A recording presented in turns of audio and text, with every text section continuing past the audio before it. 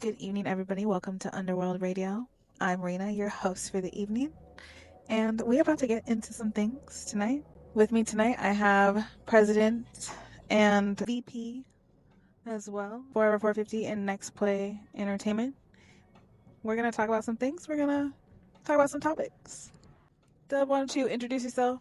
Say hi. How you doing? You already know what it is. Just big chill, doing a lot of communal things. I feel like Batman. But how y'all doing, man? It's your boy W. W, just tell everybody where we're at right now, what we're doing. I know there's like some sound in the background. We feel like if we sound like we're on the move, you're probably right. We are. Midnight cruising. Just connecting with other artists out here.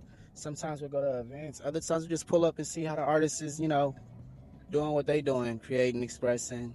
Um, I want to tell you the artists that we're going to right now, but some artists like their privacy, so we just go keep it P and just keep moving. So you just on a personal voyage right now on a cruise with us. What's on your mind tonight? What do you feel like is a good topic to kind of broach? I feel like this should be as unscripted as possible. We're gonna keep it 100% real with everyone, and we're just gonna talk about some real topics, and whatever comes out comes out. I think alchemy is on my mind. Channeling alchemy. Alchemy is the magic of science, not the science of magic. Alchemy is literally the transition or transmutation of converting something abstract into something solid on a different magnitude, something amplified in a way. That's what I'm always thinking about is what to create or how to create, whether that's moments, whether that's connections, whether that's something is like liquid is music, you know? It's a constant thing though. I love that alchemy. I mean, I guess what does that mean to you, alchemy? You think of alchemy being an alchemist. I really think of like change, like you're able to like change something and like I like the word transmutate. What that is that's my definition, literally transmutate. I like that. I like that a lot. Like to be an alchemist means you can take something and you can change it, transform it into something greater. Something better. Like Something connected to you. If it comes from you, it's always gonna be connected, of course. But knowing that to begin with, I think that's how you channel your intention. That's how you become authentic. When you come with intention, don't get me wrong. Even if we aren't aware or are aware, there's always going to be an intent behind it, and if it's malintent or ill intent, people will call that out. You wasn't real about. You was just trying to. They'll call you out on that real quick, Versus like, man, I see where you was coming from. I didn't even think of it like that. That's all. That's genuine, and people can see it. that's fair. That's a good point. Like people can feel when something's authentic versus when it's a bit faked or it feels pretend. Honestly, that alchemy has got me thinking about like change, just like we're about to enter, another season. So as you enter seasons, it's interesting to see what each one brings. And it also reminds you to stay fluid too. Because like just like the seasons change, like you change over time too. But at the end of the day, it's still weather. You still gotta weather the storms, the highs and lows, the hot days and the cool days. I agree. As we transition into this next season, we see the evolution in ourselves of like, just prospering. And I always say, practice is progress, and progress is a process. Oh, I like that.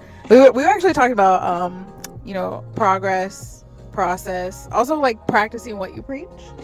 That has been a big topic of conversation. I feel like in a lot of aspects, for real, practicing what you preach, or That's what really matters. and also preaching what you practice. Like you can't vice versa as well. Because why are you even gonna talk about it if you don't do it or if you don't believe in it? Or it's not something you can get behind truly. I feel like sometimes saying it out loud so you can hear it helps you channel it. And I understand the term fake it till you make it, because if you truly believe in it, are you really faking it? Are you really just like embracing a new truth you really want to live? But to really embody that truth, you have to imagine not just how you feel, but how you would do it.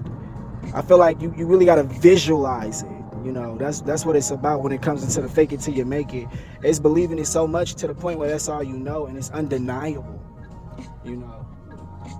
Oh, okay. I get that though. Like the fake it till you make it thing, I think is rooted in like almost like manifestation almost. Like if you quote unquote fake it till you make it, like versus the same aspect of if you truly like manifest it and believe it's already happening and you're already living it, then it comes to fruition. So the fake it till you make it, I don't think is necessarily like the bad thing we think it all is.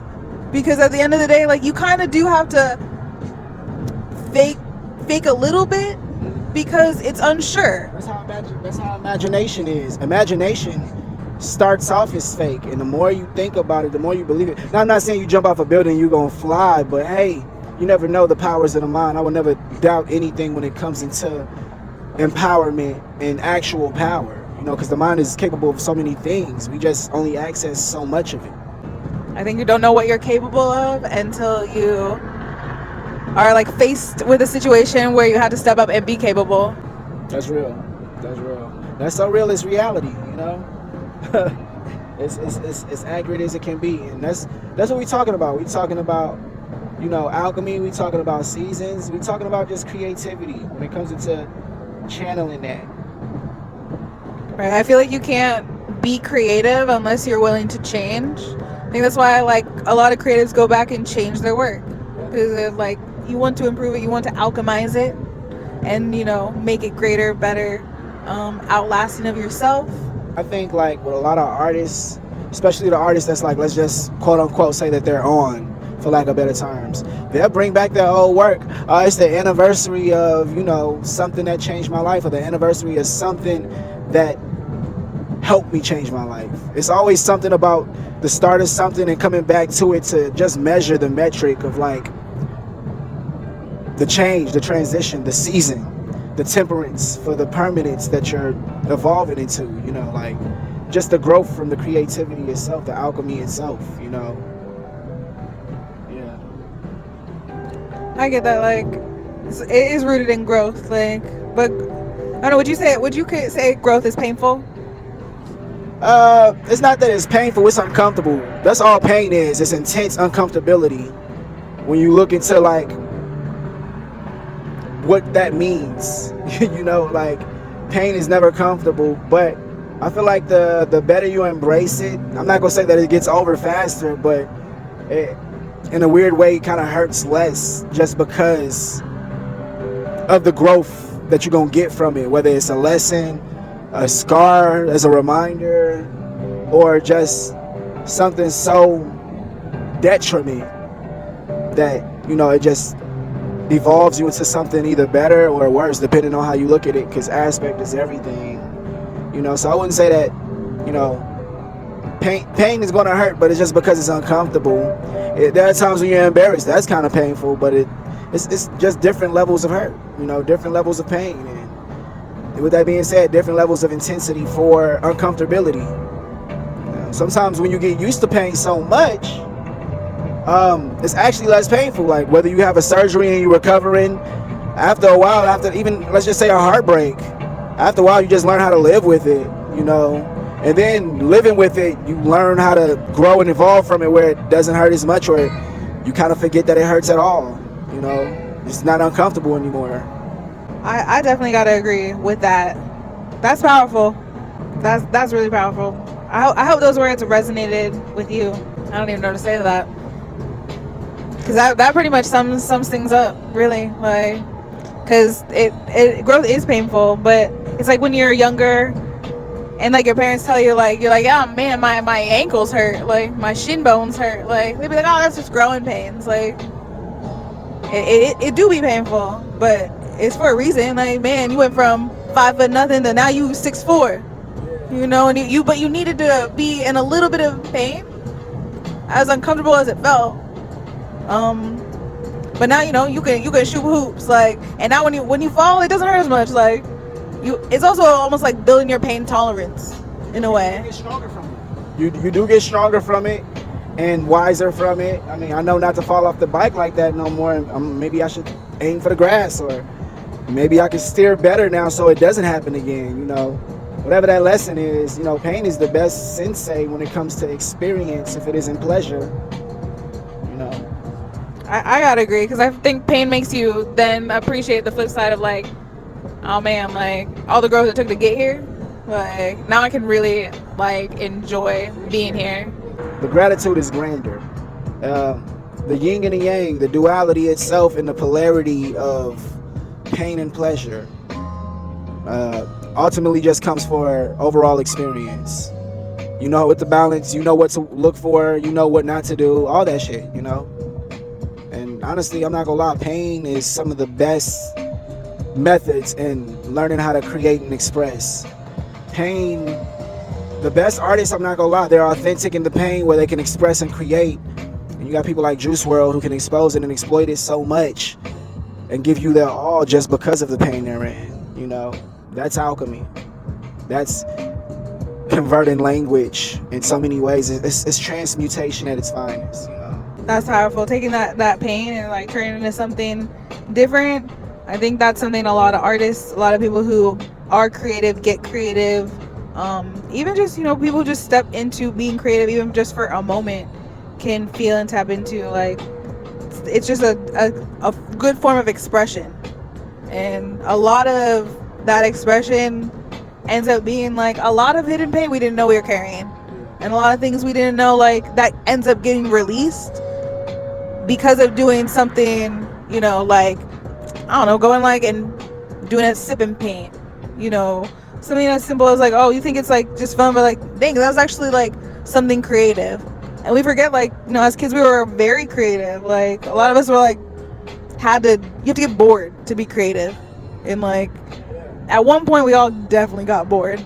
You'll be sitting in the house for a summer not doing shit, but you'll go out when you can. Even when you're in school you do the same thing. Kids can find boredom in anything because of repetition of the routine.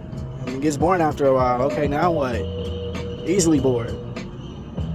And as adults we get that. We easily get bored. I think adults are easily bored. We just do the minimal while we're bored. Nobody really realizes that they're bored like an artist does, because creativity happens. There's a lot of people out there that don't even know they're artists, but they're creative as fuck too. Like super creative. That's fair. And I feel like you can't be creative unless you get bored just a little bit. Like even if it takes like a moment of boredness to be like, I don't really know what to do with myself. Whether that be like, and creativity is not just limited to like the arts either. It's also like sports, just doing something outside of the routine. Tapping into something that's, either working with someone else, working with your hands, working outside, something different to break up the routine. That's what creativity is really like rooted in, is just doing something different, tactile, that ends up with a product. I agree. I feel like that's how a lot of conscious businesses stay around. For-profit businesses don't stay around.